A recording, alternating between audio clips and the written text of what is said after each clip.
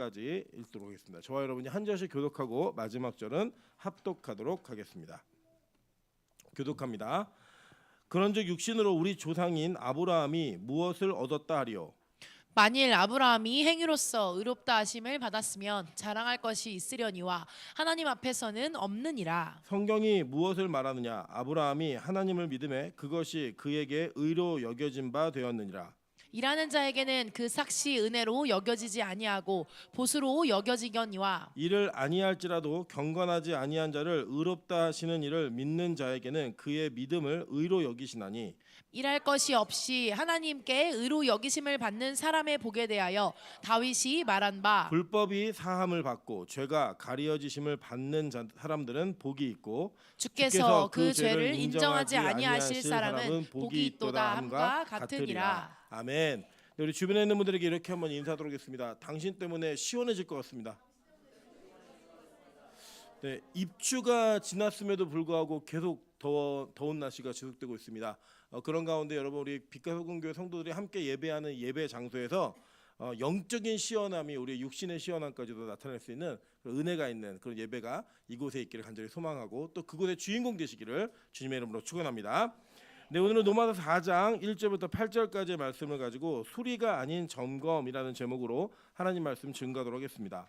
우리 이 땅에 살아가는 동안에 많은 물건들을 사거나 구매를 하고 그것들을 사용합니다. 그런데 어떤 물건들은 자주 고장나거나 좀 문제를 일으키는 물건도 있고요. 어떤 물건들은 그렇지 않고 좀 오랫동안 쓰는 물건들도 있어요. 뭐 예를 들자면 우리 권사님들은 기억나실 거예요. 예전에 브라더 미싱이라는 미싱 회사가 있었습니다. 근데 그 회사가 지금도 존재하는지 모르겠지만 상당히 초기에는 굉장히 큰 그 회사의 성장을 이루었어요. 근데 어느 시간이 지나고 나니까 이 성장이 급격히 둔화되기 시작했습니다. 이유가 뭐냐면 너무 고장나지 않는 물건을 만들어낸 거예요. 고장나지 않으니까 한번 팔고 나면 오랫동안 계속 쓰게 되는 거죠. 여러분 핸드폰 쓰시는 핸드폰 쓰시다 보면은 핸드폰이 2년이 지나는 시점부터 맛이 가기 시작합니다. 아시죠? 이유가 뭐죠? 너무 고급의 기술력으로 2년이 지나서 고장나고 그것을 또 바꿀 수 있게 만들어내는 거예요. 그리고 오히려 예전에 막 그 두껍고 이렇게 단단했던 폰도 있잖아요. 그래서 안 고장납니다. 그래서 잘 고장나게 만들었다는 거예요. 또 이게 유리로 만들어가지고 던져지거나 내붙이게 되면 쉽게 깨어지는 이런 일들이 있는 거죠. 상업적 윤리나 그 자신들이 가지고 있는 원리에 따라 적절한 이게 마지노선을 조절하면서 우리는 물건을 계속 교체하게 만들어놨어요. 그 중에 우리가 쓰고 있는 물건 중에 고가의 물건이다, 최고의 고가의 물건이라고 얘기하면 전 자동차 같아요. 자동차가 진짜 비쌉니다. 비싸고요. 또 어느 시점이 지나면은 이 자동차를 타고 다니는 거에 있어서 우리가 많은 신경을 쓰는 사람과 신경을 쓰지 않는 사람이 이 자동차를 어떻게 관리했느냐에 따라서 이 사용 수명 기한이 늘어나기도 하고 줄어들기도 합니다. 제가 그 자동차를 한 대를 타고 있는데 24만 킬로를 어제 넘었는데 제가 이제 정비소에 가서 물어봤더니 이 차는 관리가 잘 돼서 제가 이제 목표가 35만까지 타는 거라고 얘기했더니 넉넉하대요. 충분히 탈 수 있다는 거예요. 왜냐 봤더니 제가 꼬박꼬박 주기마다 엔진 오일을 잘 갈고 관리를 잘하면서 좀 조금 이상한 부분이 있으면 바로바로 고치는 것을 통해 이 일들이 가능해진 것 같습니다. 마찬가지인 것 같아요. 우리가 이 땅을 살아가면서 하나님이 우리에게 주시는 여러 가지 복들이 있지만 가장 큰 복이 바로 믿음이에요. 아멘. 여러분 이 믿지 않는 사람도 복을 받습니다. 예를 들면 이 땅에 태어나가지고 호흡하는 것도 복이에요. 그죠? 그리고 햇볕을 쬐는 것도 복이고 우리가 먹고 마실 수 있는 건강이 있고 또 그것을 유지하고 경제활동하고 이 모든 것들은 믿는 자들과 믿지 않는 자들에게 동일하게 일어나는 복이에요. 그렇다면 진짜 이 하나님이 택하신 사람들에게 주는 가장 큰 복이 뭐냐? 저는 믿음이라고 생각해요. 믿음. 근데 이 믿음이 사실은 원리적으로는 한 번 우리에게 오면 완전함으로 옵니다. 그런데 이 완전한 믿음이 우리 안에서 자리를 잡고 그것을 계속 진행하기에는 사실은 완전하다라고 얘기하기 힘든 부분들이 있어요. 그죠? 여러분 그래서 매일 예배가 좋으시던가요? 매번 예배가 막 은혜롭고 기대되고 난 태어나서 한 번도 예배가 싫었던 적이 없다 하시는 분 있어요? 없죠? 여러분 매번 사람이 좋으세요? 매번 우리 교회 오면서 막 사람이 기대가 되고 오늘은 어느 장로님 옆에 앉을까 막 이런 기대감으로 오시나요? 아니면 내가 오늘 그 인간하고는 정말 저 끝에 떨어져 앉았으면 좋겠다. 교육관에서 예배드리고 싶다. 이런 날이 있다 없다? 있죠. 부부 사이에도 그런 일이 있을까 없을까요? 있잖아요. 우리 모든 인생에 그런 일이 있다라는 거예요. 저는 오늘 이 로마서를 쭉 살펴보면서 이 로마서는 믿음에 관한 내용을 아주 자세하고 정교하게 기록한 책입니다. 근데 우리가 가지고 있는 이 믿음이 무엇을 믿음이라고 부르는가를 이야기하면 사실은 쉽게 얘기하지 못하는 분들이 태반이세요. 기독교 안에 있는 모든 그룹 안에서 믿음이 무엇입니까? 라고 물어보면 각자 대답이 천편일률적으로 뭐 똑같았으면 좋겠는데 각자 대답이 천차만별인 경우가 사실은 대부분이에요. 그래서 오늘 바울은 이 믿음이라고 하는 것이 무엇인지를 로마 교회에게 정확하고 분명하게 구약의 예를 들어 설명하고 있습니다. 제가 오늘 이 말씀을 여러분과 나누는 이유는 다른 거 아니고요. 지금 우리가 우리의 믿음이 이 수리를 하면서 가면 조금 위태하다가도 바로 그것이 수리됨으로 말미암아 다시 온전한 길을 걸을 수 있는 힘이 생겨요. 근데 이게 믿음이 고장나 버리면 어떻게 되냐? 믿음의 고장은 낙심입니다. 낙심.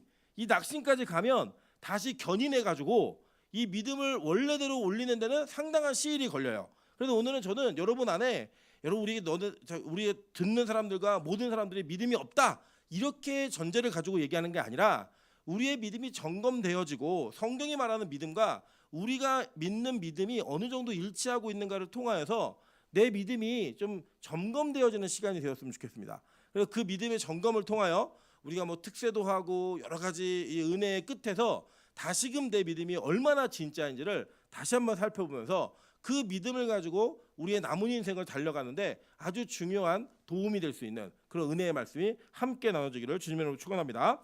자, 먼저 보도록 할게요. 먼저 바울이 아브라함의 예를 들어서 우리의 믿음을 설명하고 있는 걸 보게 됩니다. 1절 볼까요? 그런즉 육신으로 우리 조상인 아브라함이 무엇을 얻었다 하리요? 라고 얘기해요. 자, 그러니까 육신으로 무엇을 얻었느냐라고 질문이 묻는 거예요. 이거 얻었다 못 얻었다? 못 얻었다 해요. 이 내용은. 그러면서 얘기하는 게 뭐냐면 만일 아브라함이 행위로서 의롭다 하심을 받았으면 자랑할 것이 있으려니와 하나님 앞에서는 없느니라 라고 얘기해요. 그러니까 우리의 믿음은 행위에 근간한 것이 아니라고 성경은 너무나 분명히 얘기합니다. 여러분 제가 다시금 말씀드리지만 믿음과 행위를 성경은 분리시키지 않았어요. 분리시키지 않았는데 믿음이 우리에게 주어지는 그 과정은 이 행위가 전제가 되어야 된다고 성경은 말하지 않아요. 무슨 말이냐? 자, 이런 겁니다. 믿음이 있는 사람은 반드시 행위가 수반되어져요. 그리고 그 행위는 훈련되어지는 겁니다. 그래서 그걸 뭐라 하냐? 성화라 그러는 거예요. 내가 예전에 믿음이 있는데 믿음이 있음에도 불구하고 옛날에 지었던 죄를 못 끄는 죄가 있고 또 질 가능성이 있는 죄가 있죠. 있다 없다? 많다. 그죠? 이게 많은 게 정답이에요. 근데 이거를 싸워가면서 하나씩 하나씩 하나님의 은혜의 통제 아래로 드는 것, 이거를 무슨 과정이냐면 성화의 과정이라고 이야기합니다. 근데 이 성화는 언제까지 일어나죠?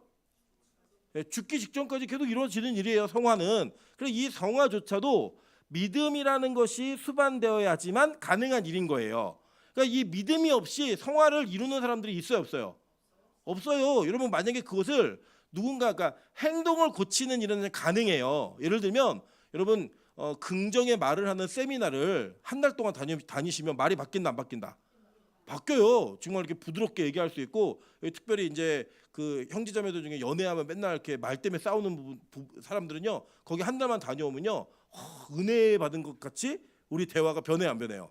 변해요. 근데 성경은 그렇게 성경이 아닌 우리의 특별한 훈련, 인간적인 노력과 훈련을 통해 이루어지는 걸 성화라고 얘기하지 않아요. 그거는 인간 세계의 육체의 단련함을 통해 얻어지는 거라고요. 예를 들어서 헬스장 가서 열심히 역기를 들고 벤치프레스를 하고 막 이러면 근육이 늘어날까요? 안 늘어날까요? 늘어나죠.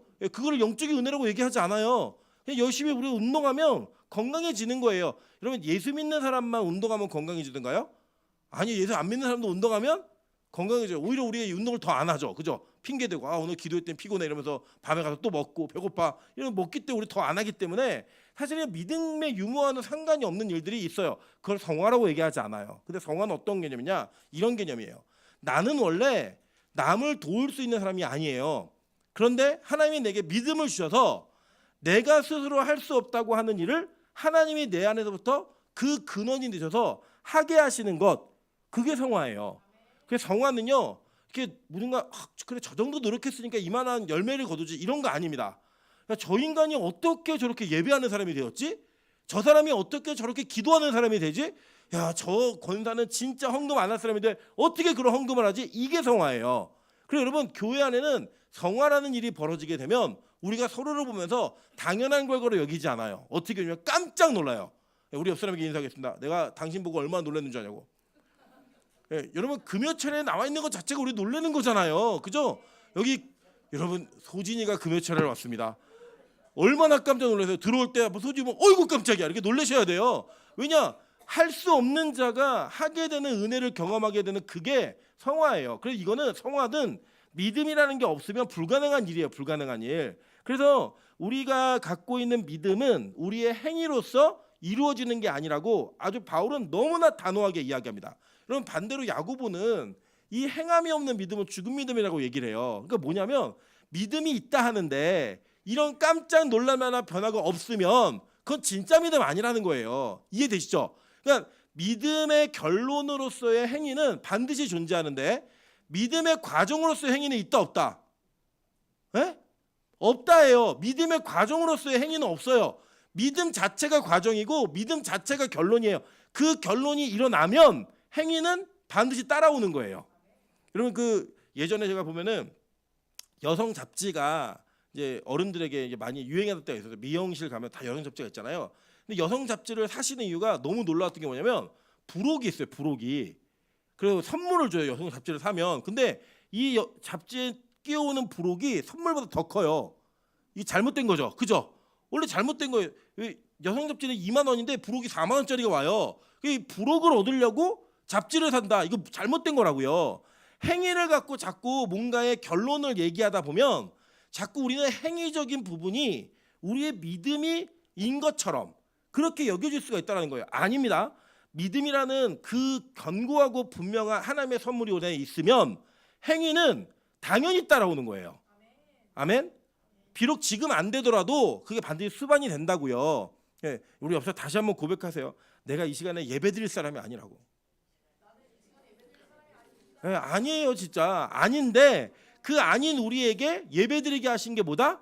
믿음이고요. 그렇게 예배드리러 오는 게 뭐라고요? 성화라고요. 이건 분명히 성경이 우리에게 가르치고 있는 겁니다. 그런데 중요한 건 뭐냐? 이 믿음은 어떻게 이루어지는가예요. 한번 볼게요. 자, 3절 한번 다 같이 읽겠습니다. 3절 읽을게요. 시작. 성경이 무엇을 말하느냐? 아브라함이 하나님을 믿음에 그것이 그에게 의로 여기신 바 되었느니라. 자, 그러면 성경이 믿음을 뭐라고 말하는가라고 얘기해요. 자, 이 사건은요. 창세기 15장 6절을 얘기한 겁니다.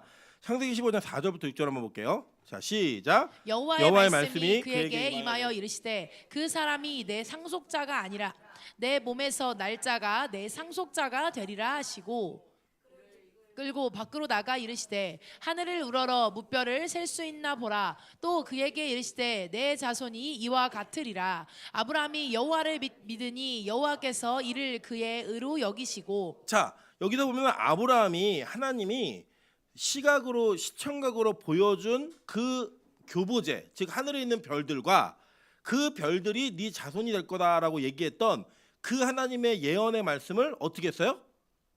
믿었다라고 얘기해요. 그죠? 물론 이 예언에 담겨진 내용은 우리가 피상적으로 이해하는 것보다 훨씬 깊은 내용이었어요. 그러니까 우리가 이제 한글 성경을 그대로 읽으면 그냥 아브라함 자손이 저렇게 별처럼 많아지겠구나 이런 내용으로 이해하시기 쉽지만 하나님은 아브라함에게 그렇게 말씀하지 않으셨어요. 어떻게 하냐면 여기 보시면 자, 하늘을 우러러 무뼈를 셀 수 있나 보라라고 얘기하는데 이 무뼈이라는 단어가 복수로 되어 있어요. 성경 원어에는. 그런데 뒤에 보면 내 자손이 이와 같으리라라고 얘기할 때 이 자손은 단수로 되어 있습니다. 그러니까 하나님은 아브라함에게 이상한 이야기 하셨어요.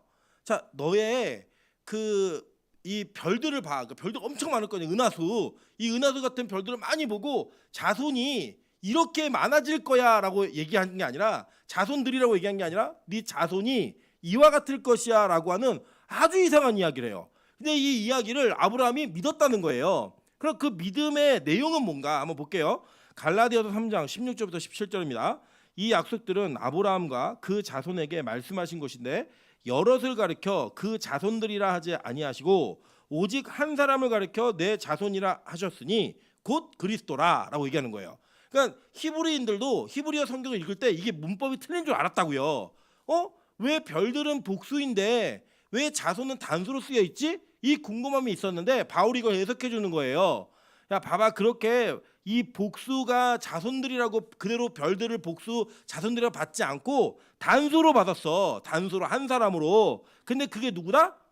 예수 그리스도다라고 얘기한 거예요. 자 그러니까 이 아브라함의 의는 무엇을 믿어서 생긴 의예요? 결론적으로 예수를 믿어서 생긴 의라고요. 이게 15장의 이야기고요. 그래서 17장에 할례를 받고 18장에 이 나그네 대접을 하다가 여호와를 만나요. 그러니까 진짜 그 아브라함이 자기의 믿음대로 예수를 만나는 경험을 하게 된다고요. 그러니까 그렇게 예수를 만난 것을 하나님은 뭐라고 얘기하셨어요? 의라고 얘기하셨다고요. 그게 아브라함 믿었더니 그걸 잘 보세요. 뒤에 보니까 갈라디아서 3장 17절입니다. 내가 이것을 말하노니 하나님께서 미리 정하신 언약을 430년 후에 생긴 율법이 폐기하지 못하고 라고 얘기해요. 자 그러니까 아브라함이 이 율법이 만들어지기 전 430년 전에 이 믿음으로 예수를 믿고 의롭다 여기심을 받았다는 거예요. 그러니까 그 믿음이 먼저다. 뒤에 생긴 율법이 먼저 생긴 그 언약의 믿음을 폐기하지 못한다라고 선언해 버리는 거예요. 그러니까 율법이 먼저다, 믿음이 먼저다. 믿음이 먼저란 거예요. 믿음이. 그러니까 여러분 이거 보세요. 예를 들어서 나 외에 다른 신을 섬기지 말라는 율법이 여러분에게 죄가 되는 이유는 여러분에게 예수를 믿기 때문에 그 일이 벌어지는 거예요. 예수 안 믿는 사람에게 무슨 십계명이 죄예요? 죄 아니라고요. 예수를 믿고 하나님을 믿으니까 여러분 그 십계명에 있는 하나하나가 다 여러분에게 죄의 목록이 되는 거지. 여러분이 그 십계명을 지켰기 때문에 예수를 믿는 게 증명되는 게 아니라고요. 성경은 이걸 분명히 거꾸로 되지 않는다고 이야기하셨어요. 자 볼게요. 자 오늘 여기 보시면 이 뒤에 4절하고 5절이 되게 중요해요. 한번 이걸 보도록 하겠습니다. 4절, 5절, 6절 한번 다 같이 읽어보겠습니다. 시작. 일하는 자에게는 그 삭시 은혜로 여겨지지 아니하고 보수로 여겨지거니와 일을 아니할지라도 경건하지 아니한 자를 의롭다 하시는 일을 믿는 자에게는 그의 믿음을 의로 여기시나니 일한 것이 없이 하나님께 의로 여기심을 받는 사람의 복에 대하여 다윗이 말한 바 이렇게 얘기해요. 자 이거 읽어볼게요. 첫 번째로는 아브라함은 믿음은 예수를 믿는 것 자체가 그냥 의라고 얘기했어요. 그죠? 그리고 두 번째는 그 믿음 있는 사람이 어떻게 그 믿음을 얻게 되었는가를 얘기해주고 있는 거예요. 자, 이 이야기는 이제 마태복음 20장에 있는 이야기를 봐야 돼요. 한번 볼게요. 마태복음 20장 16절부터 19절입니다. 요거는 성경이 있는 분들은 성경의 마태복음 20장을 펴보시면 더 이게 성경 이해에 도움이 많이 되실 거라고 봅니다. 자, 한번 읽어보겠습니다. 시작. 이와 같이 나중된 자로서 먼저 되고 먼저 된 자로서 나중되리라. 예수께서 예루살렘으로 올라가려 하실 때에 12제자를 따로 데리시고 길에서 이르시되 보라 우리가 예루살렘으로 올라가니 인자가 대제사장들과 서기관들에게 넘겨짐에 그들이 죽이기로 결의하고 이방인들에게 넘겨주어 그를 조롱하며 채찍질하며 십자가에 못 박게 할 것이나 제3일에 살아나리라. 자, 마태복음 20장에 무슨 이야기를 하셨는지 우리는 지금은 알 수 없지만 그 이야기한 끝의 이야기가 십자가 이야기예요. 그죠? 결론이 십자가라는 거예요, 이게. 그리고 이 앞의 이야기가 뭔가 한번 볼게요. 이게 뭐냐면 포도원의 품꾼들 이야기예요. 여러분 잘 아시는 것처럼 이 내용이 뭐냐면 이런 거예요. 자, 20장 1절 한번 보겠습니다. 20장 1절. 자, 천국은 마치 품꾼을 얻어 포도원에 들여보내려고 이른 아침에 나간 집 주인과 같으니라고 얘기해요. 자, 우리는 보통 이거를 포도원이 천국인 것처럼 얘기하시는데 성경 분명히 뭐라고 얘기하냐면 천국은 마치 품꾼을 얻어 포도원에 들여보내려고 이른 아침에 나간 집 주인이 천국이라는 거예요. 그죠? 잘 보세요. 이게 헬라어도 똑같이 써 있어요. 그러니까 집 주인이 천국이라는 거예요. 이 집주인이 천국인데 이 집주인이 뭘 했냐 한번 볼게요. 2절 보니까 그가 하루 한 데나리온씩 품꾼들과 약속하여 포도원에 들여보내고 또 제3시에 나가보니 장터에 놀고 서 있는 사람들이 또 있는지라 라고 얘기해요. 이 유대인 성경에 쓰여 있는 3시, 6시 뭐 이런 시간 있잖아요. 그거 어떻게 계산 제가 알려드리면 거기 더하기 6을 그냥 하시면 돼요. 더하기 6을 하시면 그러니까 유대인들이 생각하는 일하는 시간이 6시인데 그 6시를 유대인들은 0시로 봤어요. 그러니까 그 0시에다가 6을 더하면 우리가 지금 쓰고 있는 시간하고 딱 맞아요. 자, 그럼 예를 들어 볼게요. 3시에 나갔다. 그럼 몇 시에 이게? 그렇죠. 9시. 그렇게 보면 11시에 나갔다. 5시. 예. 덧셈 잘 못하세요? 시계가 있으면 거의 더하시면 돼요. 6시간을. 6시간만 더하면 그 시간이 그대로 나오는 거예요. 그러니까 우리가 그래서 몇 시에 나갔어요? 6시, 9시, 11시, 3번 나가요 주인이. 그럼 몇 시에 나간 거예요? 6시에 나갔다. 12시, 그죠? 또 9시, 3시, 그죠? 어려우세요. 이게 시계를 그려드릴까요? 11시, 5시 이렇게 나간 거예요. 그러니까 3시에 나갔고 6시에 나갔고 9시에 나갔고 11시에 나갔으니까 9시, 12시, 15시, 17시에 나간 거예요. 그러니까 4번을 나갔는데 뭘 약속했냐면 한 데나리온 줄게라고 얘기하고 품꾼들을 데리고 와서 이 집주인의 포도원에 넣었다는 거예요. 근데 이 집주인이 뭐라는 거예요? 천국이라는 거예요. 그러니까 천국은 우리가 들어가는 데가 아니라 우리를 오는 거라고요.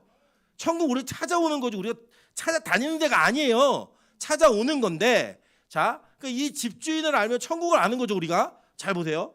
이때 당시에 한 데나리온은 노동자 하루 일삭이에요. 그러니까 일용직의 하루 품삯이에요. 그리고 이제 재밌는 게 뭐냐면 저는 이제 몰랐는데 제가 예전에 교회에서 이렇게 섬김을 하다가 허리를 크게 다친 적이 있어요. 그래서 12일 동안 병원에 입원을 했습니다. 입원했는데 제가 보험이 있었거든요. 실비보험이. 근데 실비보험이 있는데 이게 일주일이 넘어가면 넘어가는 날짜는 하루를 계산해서 그 사람의 임금을 계산하고 곱해서 돈을 줘요. 오히려. 그리고 제가 12일을 있으니까 병원비는 병원비대로 실비가 나오고 제 임금에 대한 부분이 이게 계산이 돼갖고 나오더라고요. 그래서 제가 이게 어떤 기준을 가지고 임금이 결정된 거냐 봤더니 목사들은 다 일용직이래요. 예, 그냥 하루 품삯을 해가지고 최소 단위로 곱해서 나온 거예요. 저희는 이제 법적으로 노동자가 아니에요. 그냥 정규 노동직이 아니라 그냥 이 그 담임 목사도 일용직으로 저희가 취급이 됩니다. 어디 가도. 그렇게 되는 게 뭐냐면 하루 벌어서 하루 먹는 사람이라는 거예요. 이 사람들이. 여러분 근데 이제 이게 뭐냐면 우리나라에 그 삼시세끼를 먹잖아요. 우리나라가. 근데 이 삼시세끼를 먹은 게 얼마 안 돼요. 사실은. 그래서 여러분 옛날에 그 조선시대 말기나 이런 때 밥 먹는 걸 보시면 밥그릇이요. 정말 고봉밥인데 이게 장난 아니에요. 이게 뭐 그냥 우리로 얘기하면 밥솥 하나 그 되는 정도의 사이즈고요. 국그릇도요. 무슨 세숫대야만한 거 갖고 먹어요. 진짜. 왜 그러냐면요. 우리나라가요. 삼시세끼 먹은 게 얼마 안 됐어요. 원래는 그래서 아침과 저녁이라는 단어는 우리 순수 한국말이에요. 근데 점심이란 단어는 한자에서 그냥 따왔어요. 없어요 이게. 왜 없냐면 점심은 안 먹었어요. 그냥. 점심 안 먹고 아침하고 저녁을 먹으니까 아침에 얼마큼 먹어야 돼요? 그렇죠. 막 꾸역꾸역 넣는 거예요. 그냥. 그래야지 이 계속 버티니까 꾸역꾸역 넣는 거예요. 그냥. 그래서 이 점심을 먹는 것은 부자들이나 먹었습니다. 저 고대 사회에서도요. 이 유럽 사회의 중세 부자들은 무쇠솥이 하나 있으면 부자예요. 그냥. 그래서 예를 들어 옆집 사람이 막 농사지고 감자 캐온 다음에 감자 쪄줘 그럼 그거 쪄주고 30%를 떼가요. 그게 너무나 좋은 거였어요. 그냥 일상적인. 그래서 무쇠솥 하나가 있으면 이 사람은 집안의 갑부예요. 갑부. 그 지역에. 그래서 뭐 쪄줄까 그럼 쪄주면 30%는 다 쪄준 사람 거예요. 이렇듯 먹는 것이 귀했고 먹는 것 자체를 많이 못 먹었던 사람들에게 일용직이라는 거는 그날 못 벌면 가족이 다 굶는 거예요. 그래서 잘 보세요. 여기 보시면 자 3절에 보시면 제3시에 나가보니 장터에 어떻게 서 있어요? 놀고 서 있다는 거예요. 놀고 자빠졌는데 이게 아니고 일이 없어가지고 놀고 서 있는 거예요. 그냥 어떡하지?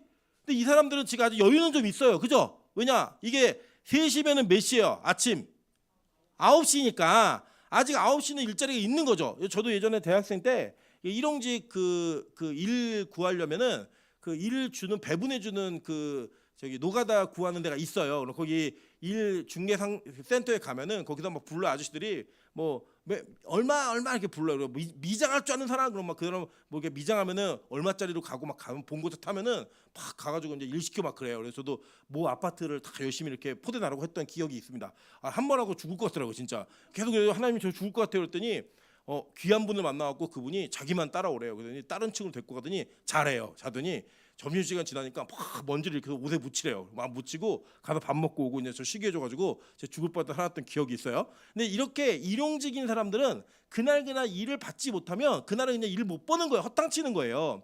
근데 지금 이 사람이 누구냐면 자기가 오늘을 못 벌어가면 이 내 식구가 다 굶어야 돼요. 네. 그렇게 오늘을 먹을 수 있는 그 기회가 박탈되어져서 놀고 있는 사람들이 그냥 어떡하지? 아 큰일 났네. 일이 없네. 그게 보세요.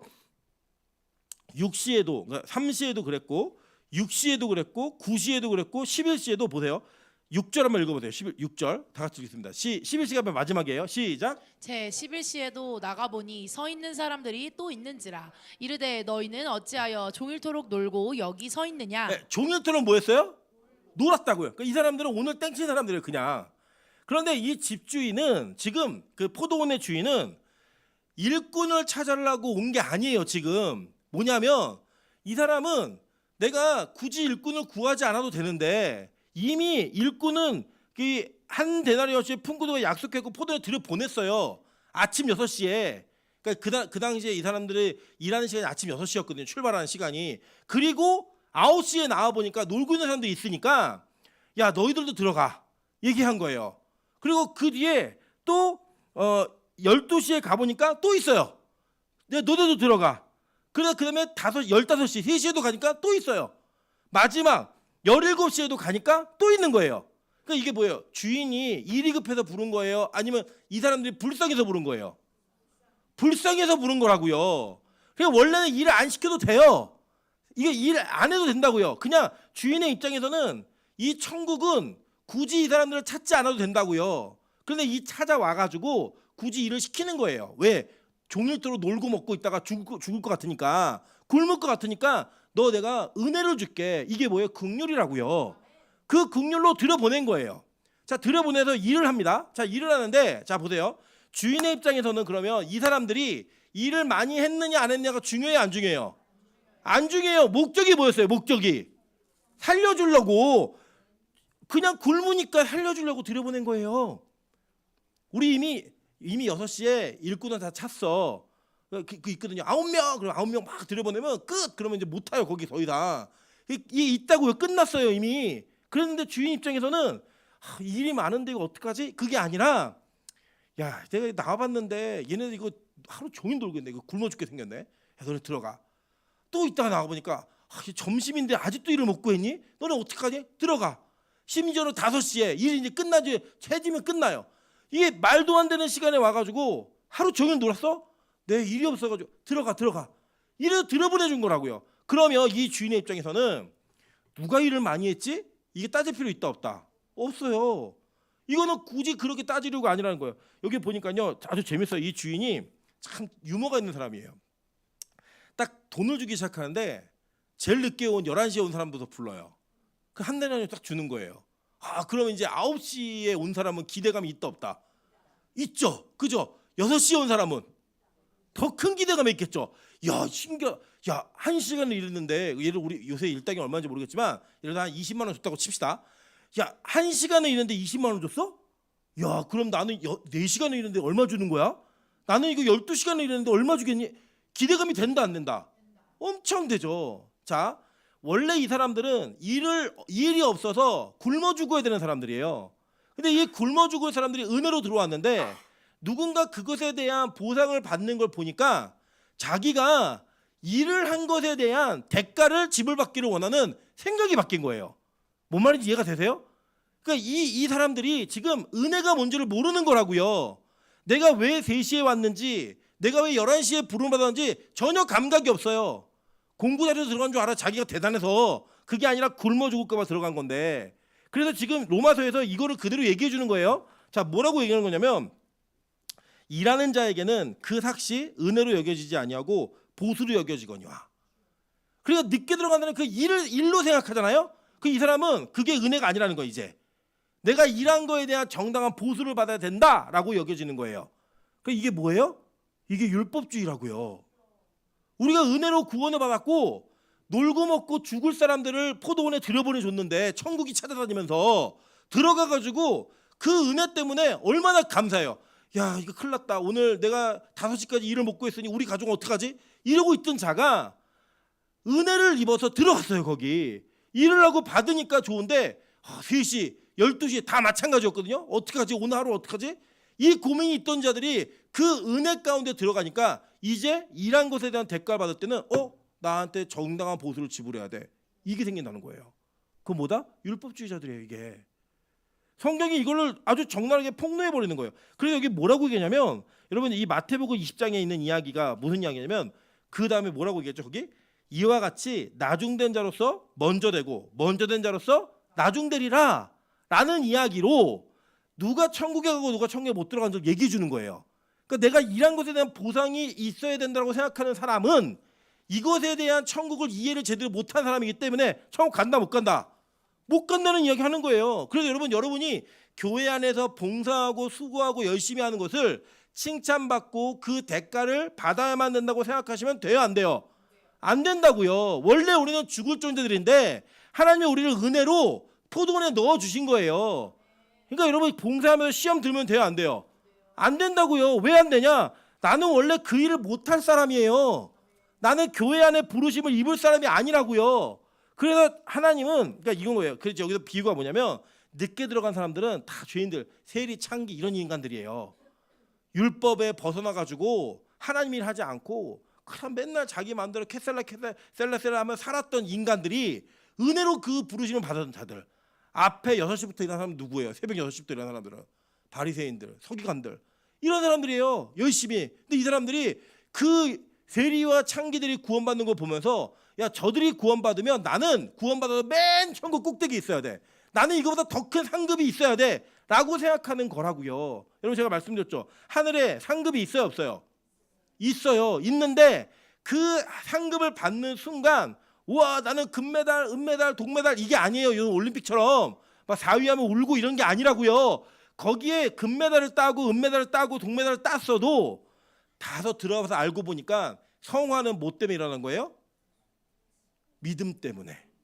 그죠? 나의 수고와 열심과 모든 하나님께 나의 생명을 드림이 다 뭐로부터 일어난 거예요? 믿음 때문에 일어난 거예요. 내가 한 거예요, 아니에요? 아니라고요. 그래서 그 왕관을 면류관을 다 예수의 발 앞에 내려놓는 거예요. 이거 내 거 아닙니다. 그 영광 돌려드립니다라고 하는 그 개념이 그거라고요. 우리 금메달 따는 애들이 얘기하잖아요. 이 영광을 뭐 코치님과 부모님과 막 이런 막 얘기하잖아요. 그게 뭐예요? 제가 이 금메달은 땄지만 이걸 딸 때는 제 힘이 아니라 저를 낳아주신 부모님과 저 훈련시키신 감독님, 코치님 이런 분들이 다 있었기 때문에 가능한 일입니다. 이 영광을 그분들께 돌립니다라고 얘기하잖아요. 그게 동일하게 천국에 있는 거예요. 그리고 거기서 금면류관 받은 사람 자랑한다 안 한다?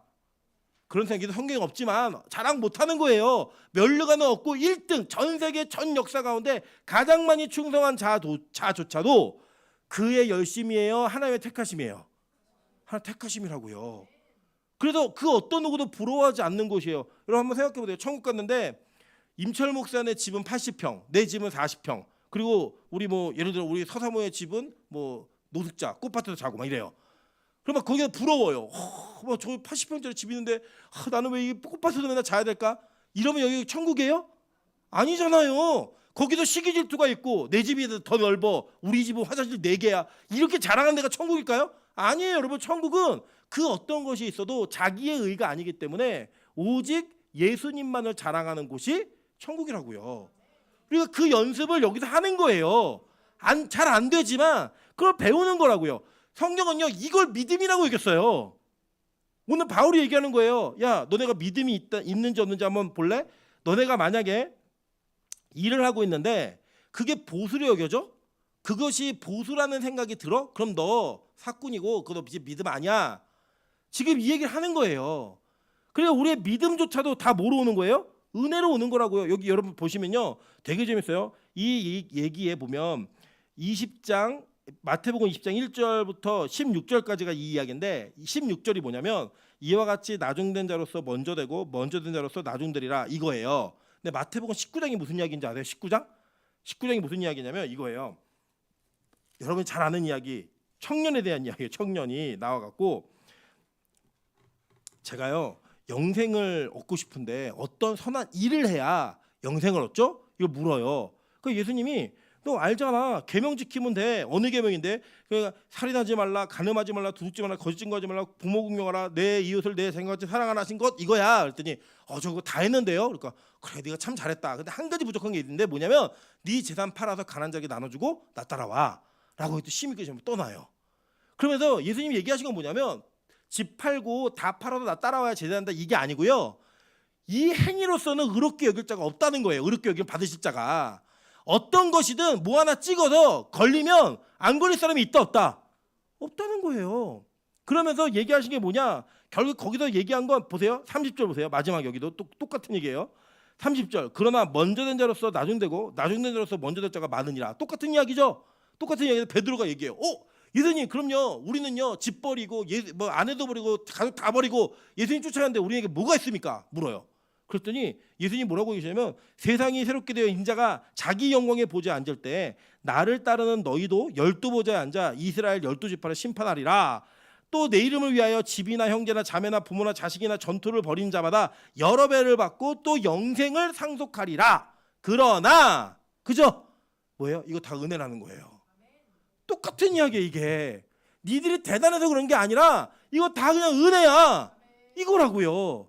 여러분, 저는요 여러분이 매일 예배를 드리든 여러분이 금요철을 빠지지 않든 여러분의 인생 속에서 하나님을 향한 어떠한 수고와 열심이 있다 한들 그것이 여러분 자신의 믿음을 증명하는 의가 되지 않기를 소망합니다. 그냥 이건 은혜예요. 나는 원래 그렇게 할 수 없는 자인데 그렇게라도 써주시니 감사하지. 그 마음이 있으면요 시험들 그런 여지가 있다 없다? 없는 거예요. 근데 우리 왜 시험 들어요? 내가 수고한 만큼 나 안 알아주는 거예요. 내가 열심히 봉사하고 내가 섬긴 것만큼 날 대우를 안 해주는 거예요. 그러니까 나의 안에 그 믿음이 선한 의로 포장이 된 그 행위가 믿음을 증명하는 것처럼 율법주의자가 돼가지고 내가 이만큼 열심히 수고했으니까 꿇어 이거예요. 여러분, 그래서 뭐가 있냐면 이런 겁니다. 교회에서요 어떤 일이 있냐면 기도를 10시간 하시는 권사님이 2시간밖에 기도 못하는 목사를 무시해요. 설교를 어느 성경이든 할 수 있는 목사가 어디도 설교 못하는 전도사를 무시해요. 여러분, 그게 어떤 일이냐면 우리 안에 야 나는 열심히 공부해서 성경 전체를 다 알아. 너 그거 모르지. 이런 쓰레기. 야 나는 천국 가면 상급이 커. 나 아침 6시부터 일하고 있었어. 너 이제 11시에 들어왔고 뭐 하는 짓이야. 이걸 얘기하는 게 뭐다? 율법주의. 먼저 된 자가 나중 되고 나중 되가 먼저 된다는 거예요. 마찬가지예요. 나는 기도를 3시간씩 하는데 기도 30분도 안 하고 벌떡벌떡 일하는 저 장로들 저 인간들은 기도 안 하는 인간들이야. 이렇게 얘기하는 것과 그 마음 자체가 뭐다? 율법주의라고요. 성경은 그것을 하지 말라고 얘기한 거예요. 그러니까 우리 믿음은 우리 자신이 하고 있는 모든 행위를 다 뭐로 여기는 거예요? 은혜로 여긴다는 거예요. 교회 봉사를 열심히 하고 기도를 열심히 하고 전도를 열심히 하고 설교 준비를 열심히 해요. 열심히 하면서 난 대단해 이렇게 한다. 그게 아니라 하나님 내가 받은 은혜가 이걸로 갚을 수 없는 건데 나에게 이걸 맡기셨다면 내 기쁜 마음으로 이거 최선 다할게요. 내 좀 감사하는 마음으로 이거 최선 다할게요. 그 마음만 가지라는 거예요. 그걸 가진 자가 천국이고 그렇게 천국이 나를 불러서 그렇게 들어가게 하신 거를 깨닫는 자가 은혜의 사람이라고 성경은 우리에게 가르쳐주고 있는 거예요.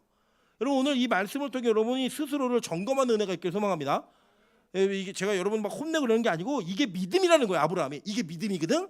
근데 그 믿음이라고 하는 것에 네가 조금 어긋남이 있으면 다시 여기 맞춰. 그래서 이게 맞추면 이 지금 점검하는 인생으로 가는 거야. 수리하는 인생이 아니라 수리하는 믿음이 아니라 점검하는 믿음이 되는 거야. 이거예요. 자 보세요. 마지막 세 번째예요. 뭐 얘기하냐면 자 보세요. 다윗이 말한 바 불법이 사함을 받고 죄가 가리어지심을 받는 사람들은 복이 있고 주께서 그 죄를 인정하지 아니하실 사람은 복이 있도다 함과 같으니라 라고 얘기했어요. 자, 이거는 시편 32편 1편 1절과 2절이에요. 한번 읽어볼게요. 자, 시작. 허물의 사함을 받고 자신의 죄가 가려지는 자는 복이 있도다. 마음에 간사함이 없고 정죄를 당하지 아니하는 자는 복이 있도다. 자, 5절까지 읽어볼게요. 5절까지 시작. 내가 입을 열지 아니할 때에 종일 신음함으로 내 뼈가 쇠하였도다. 주의 손이 주야로 나를 누르시오니 내 진액이 빠져서 여름 가뭄에 마름같이 되었나이다. 내가 이르기 내 허물을 여호와께 자복하리라 하고 주께 내 죄를 아뢰고 내 죄악을 숨기지 아니하였더니 곧 주께서 내 죄악을 사하셨나이다. 셀라. 아멘. 자, 이 내용이 뭐냐면 이거예요. 이 다윗이 뭘 고백하는 거냐면 허물이 사함을 받고 죄가 가리어진 자가 뭐가 있대요? 복이 있다는 거예요. 그러니까 이게 복이라는 거예요. 이게 복. 우리는 복 그러면 물질적인 걸 항상 생각하지만 진짜 믿음은 우리가 내 죄가 가리어짐을 받고 사하심을 받는다라는 확신 가운데 하나님께 나의 죄를 토설하는 자, 그 죄를 자신이 모두 주님 앞에 내어놓는 자, 이 사람이 진짜 믿음이 있는 자라는 거예요. 그러니까 이 믿음은 우리 안에 뭘 믿습니다 해가지고 저 사람 능력 있는 것 같아, 뭐 될 줄 믿습니다, 이게 믿음이 아니라 하나님, 내가 오늘 이 기도를 하면서 내 자신의 그대로의 모습을 다 내놓습니다. 그러니까 이 내놓을 때 저를 좀 불쌍히 여겨주십시오. 그게 믿음이라고요. 여기 우리가 뭐가 있냐면요, 부부 사이에도 마찬가지예요. 내 아내가, 내 남편이 내가 무엇을 말하든 용서해 줄 거라는 확신이 있는 사람은요, 그걸 얘기해요. 근데요, 용서해 줄 거라는 확신이 없으면요, 말할 수 없습니다. 자녀도 마찬가지예요. 아직도 제가 마음속에 자꾸 되새김질하는 것 중에 하나가 뭐냐면 이거예요. 저는 이 아이들에게 엄마의 따뜻함도 있어야 되지만 아빠의 엄격함도 있어야 된다는 생각이 기본적으로 있는 사람이었어요. 지금도 물론 그 생각이 완전히 깨진 건 아니에요. 그런데 제가 그래서 찬수를 엄격하게 대할 때마다 저희 아내가 뒤에서 저한테 이런 말을 해요. 나중에 찬수가 진짜 큰 잘못했을 때 아빠한테 그대로 얘기할 수 있는 관계였으면 좋겠어. 제가 그 생각을 딱 하니까요, 이게 아닌 것 같은 거예요. 제가 지금 하고 있는 게 너무 엄격하다 보니까, 우리 아빠는 엄격해서 내가 말하면 반드시 날 징계할 거야, 내가 이것을 이야기하면 반드시 나를 징책하고 나를 힐난할 거야 라는 확신이 있잖아요. 숨겨요. 어렸을 때는 부모에게 숨길 수 있는 영역이 제한돼 있잖아요. 일거수일투족이 다 감시되고 있으니까. 커서 제 손을 떠나고 저와 같이 없는 시간이 더 많아지면 많아질수록 이 아이에게는 숨길 수 있는 영역이 많아지는 거예요. 여러분, 그렇게 많아지는 것을 성경은 믿음이라고 얘기하지 않아요. 성경은 그것을 복이 없는 자라고 얘기하는 거예요. 오히려 그것을 그대로 말하고 이야기할 수 있는 그게 뭐다? 복이다라고 얘기하는 거예요. 저는요, 그래서 제가 찬수한테 하루 문자 보냈어요. 찬수야, 아빠는 너랑 친구 같은 아빠가 되고 싶어. 뭐냐면 이제 야 그렇게 부르는 건 아니고 친구 같은 아빠가 되고 싶어. 네가 가장 어려운 일이 있을 때, 힘든 일이 있을 때 제일 먼저 생각나는 사람이 아빠였으면 좋겠고, 그 아빠의 모습을 통해 하나님을 봤으면 좋겠어. 여러분, 그래서요, 뭐 죄 짓고 어려움이 있을 때 기도하기 힘들고 예배드리기 힘든 분들 있잖아요. 그러면 하나님 모르는 거예요. 믿음이 없는 거라고요. 우리 하나님은, 여러분 한번 생각해 보세요. 다윗이 얼마나 파렴치한 죄악을 많이 저질렀어요. 그 죄악을 저지른 이후에 다윗이 하는 행동이 뭔지 아세요? 하나님께 철저하게 엎드리고 하나님을 철저히 붙들었다고요. 살려달라고. 오히려 나와서 하나님을 붙들었다고요. 여러분, 우리 삶 가운데 자꾸 문제가 생기고 어려움이 생길 때마다 누굴 바라봐야 돼요? 하나님을 바라봐야 된다고요.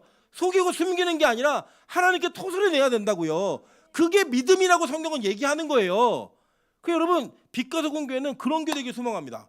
고해성사가 여러분 신부에게 하는 게 아니라 누구에게 해야 돼요? 하나님께 해야 된다고요. 이 시간 기도할 때 여러분의 죄악의 문제가 건드려지고 그 죄악의 문제가 나타나야 되는 거예요.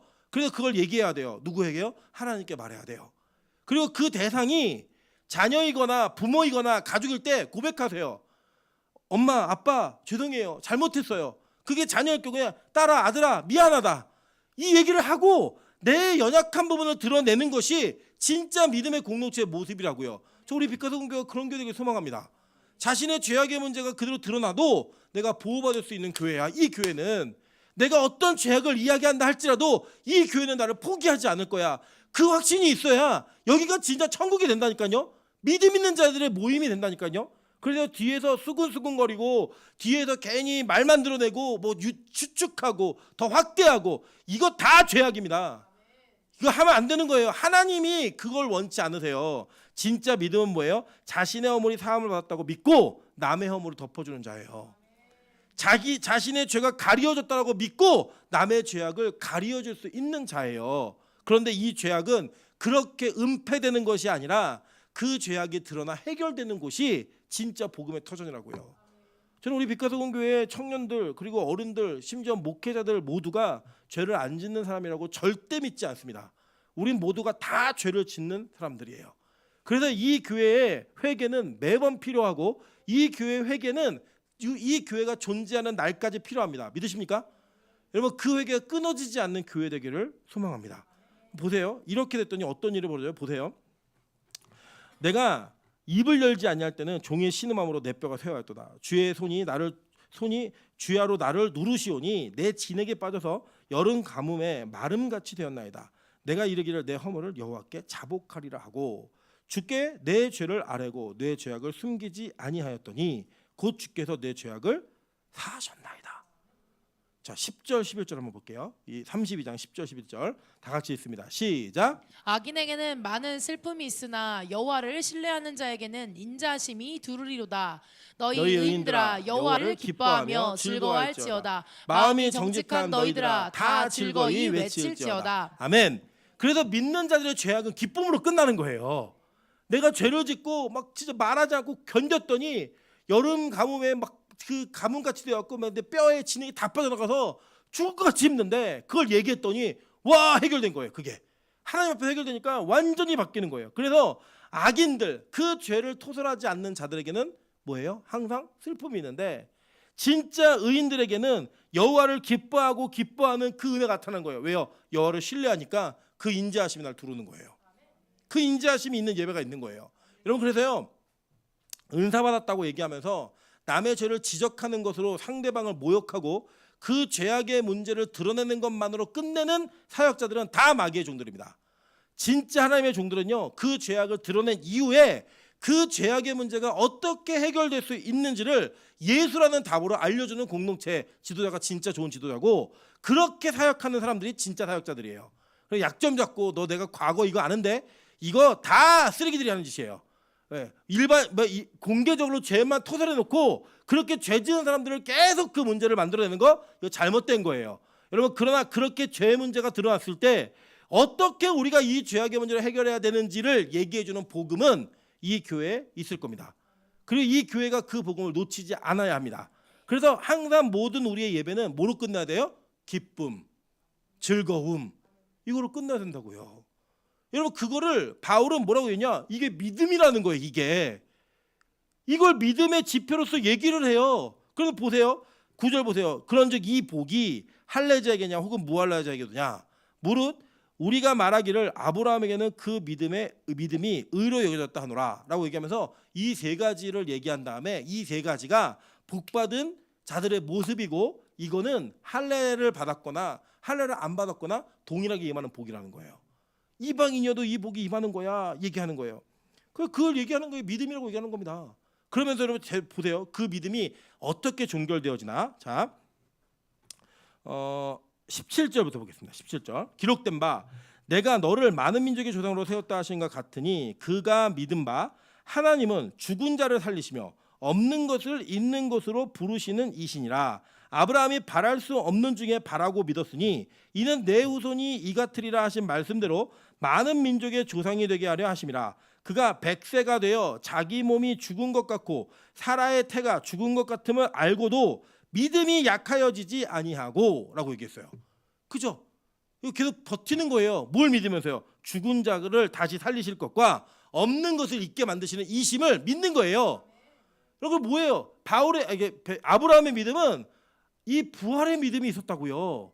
아브라함의 믿음은 없는 세계가 진짜 있는 세계라고 믿는 그 믿음으로 이게 연결되는 거예요. 저는 우리 빛가서공교회가 이것을 놓치지 않는 은혜가 있기를 소망합니다. 여러분 교회의 존재 목적은 이 땅에서의 영향력 있는 사람 다 좋아요. 다 좋은데 정말로 한 가지만 딱 붙들어야 된다면 다른 거 아니라 부활 하나 아니에요? 여러분 이 땅에서 병들고 가난하게 살고 어렵게 살아도 마지막에 부활이라는 그 핵심 가치 하나 붙들었을 때 행복한 소망이 있는 거 아닙니까?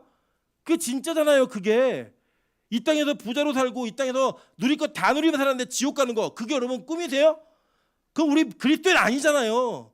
그거 하나 바울은 붙들었다는 거예요. 그래서 바울이 그걸 붙드니까 그 붙듦 속에서 자기에게 보여지지 않는 세계 없는 게 진짜 있는 게 되어버렸어요. 실제 아브라함이요 하나님께 사기당했어요. 너 땅 줄게 갔는데 눈으로 본 땅 한 땅도 얻지 못했고 무덤 하나 얻었어요. 무덤 하나. 그 무덤 하나를 얻었던 그 막벨라굴에 자기의 시신을 묻고 자기의 아내를 묻고 자기를 묻고 후대를 묻혀가는 것을 보면서도 그가 흔들리지 않았던 믿음은 뭐냐? 이건 우리의 본향이 아니야. 진짜 우리가 갈 것은 저 하나님의 본향 그 만드신 성이 있기 때문에 난 그거 바라보면서 사는 거야. 그럼 아브라함 한 번도 안 해 원망 안 했다니까요. 그게 믿음이라고요. 여러분 오늘을 사는 그리스도인들에게 이 말씀은 동일합니다. 아브라함이 예수를 믿고 구원받았으면 우리도 예수를 믿고 구원받는 거예요. 아멘. 천국에 아무런 대가 없이 부름받은 자가 은혜로 들어가서 은혜로 수고하고 있으면 우리도 역시 그렇게 수고해야 되는 거예요. 성경에 그게 믿음이라면 그게 믿음이라고 얘기했으면 그 믿음이 지금 우리에게 있어야 되는 겁니다. 다윗이 그 죄악의 문제가 해결받고 그 허물과 죄가 가리우신과 사하심을 받았으면 우리에게도 그 은혜가 있어요. 그게 진짜 믿음이라고요. 여러분, 저는 우리 빛과 소금교회가 진짜 믿음 있는 교회 되길 소망합니다. 이렇게 믿음 가진 자들의 진짜 그 믿음의 결정체는 죽은 자를 다시 살리시는 부활을 믿었고요, 없는 것을 있게 하시는 하나님을 믿었어요. 그 믿음이 아브라함의 믿음이었습니다. 상황은 점점 악화돼 가요. 100살까지 될 때까지 자기의 몸이 죽었는데 하나님이 계속 아들 준대요. 근데 흔들리지 않고 믿는 거예요. 그게 뭐예요? 믿음이라고요. 보세요. 20절, 믿음이 없어 하나님의 약속을 의심하지 않고 믿음으로 견고하여져서 하나님께 영광을 돌리며 약속하신 그것을 또한 능히 이루실 줄을 확신하였으니 그러므로 그것이 그에게 의로 여겨졌느니라. 첨단 사회가 발달하고 문명이 발달할 때마다 여러분 진짜 새하늘과 새 땅 믿으세요? 여러분 진짜 주님이 재림하시는 거 믿으십니까? 여러분 교회를 다니고 있는 사람들이 이렇게 재림과 영생을 이야기하면 마치 신천지가 된 것 마냥 이상한 눈으로 바라봄을 당해야 되고, 우리 스스로를 그렇게 볼 수밖에 없는 이 현실 속에서 지금 교회 강단에서 부활과 재림과 영원한 나라를 계속 얘기하고 가르치는 게 여러분 합당하다 생각하세요? 여러분 근데 그거를 흔들리지 않고 믿는 자가 의로 여기심을 받는 자들이라는 거예요. 그게 저는 우리 빛과 소금 교회 되길 소망합니다. 우리 어제 말씀을 나누면서 우리가 레갑자손의 이야기들을 나누었어요. 이 레갑자손들이 가졌던 그 믿음은 이 세대가 이해할 수 없는 믿음이었다니까요. 다 집 짓고 포도원 만들며 살아갈 때 장막 짓고 포도원 소유하지 않고 살았어요. 이유는 딱 하나, 그의 조상이었던 요나답이 야 너네 포도주도 마시지 말고 땅도 사지 말고 집도 짓지 말고 아무것도 하지 말고 그냥 그렇게 살다가 나그네로 가, 이 얘기를 그대로 지키며 하는 거예요. 그거를 성경은 믿음의 표징으로, 믿음의 모델로 제시하고 있어요, 우리에게. 여러분 이 땅에서 레갑자손으로 사는 여러분과 제가, 여러분 가끔 멍청해 보일 때 있잖아요. 내가 이 시간에 왜 교회를 가고 있지? 내가 왜 이 목요일날 화요일날 교회 가서 이렇게 열심히 해야 되지? 세상 사람들 얘기하거든요. 매일 교회 부르는 게 잘못된 교회다. 세상에서 적응도 하게 만들고 세상에서 사람들과 어울리게도 만들어야지. 여러분 그렇게 얘기하는 조롱소리를 우리 듣잖아요. 믿는 사람도 더 핍박하잖아요. 왜 그렇게 믿냐고. 그 믿음에 대한 핍박을 받을 때마다 흔들리지 않는 견고함, 이 시대의 특세, 21일 여기부터 광주까지 다니는 게 이 정상이라고 생각하세요? 여러분 세상 사람들이 우리 이해 못해요. 못하는데 그걸 해내는 게 믿음이라고 성경은 말한다고요. 그걸 지키는 게 믿음이라고 얘기하고 있잖아요. 여러분 오늘 지금 이 순간 이 말씀 속에서 여러분의 믿음을 수리하십시오. 그리고 그 잘못된 고장남이 있다면 수리하시고요. 여러분 이 믿음에 흔들림이 있다면 점검하세요.